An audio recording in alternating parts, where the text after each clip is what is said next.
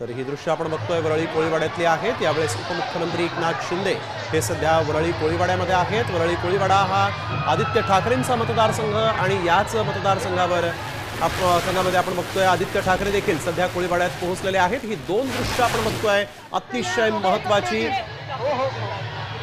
राजकीय दृष्ट्या वरळी कोळीवाड्याला एक महत्त्व आहे, कारण याच वरळीमधून आदित्य ठाकरे हे आमदार आहेत, प्रतिनिधित्व करतायत आणि आता आदित्य ठाकरे देखील इथं पोहोचलेले आहेत। आज कोळी बांधवांचा अतिशय महत्त्वाचा नारळी पौर्णिमेचा सण आणि या ठिकाणी आपण बघतोय की त्याच भागामध्ये सध्या एकनाथ शिंदे आधी पोहोचले आणि त्यानंतर ही दोन दृश्य आपण बघतोय। यावेळेस आदित्य ठाकरे आणि एकनाथ शिंदे हे वरळी कोळीवाड्यामध्ये आमने सामने आलेले आहेत।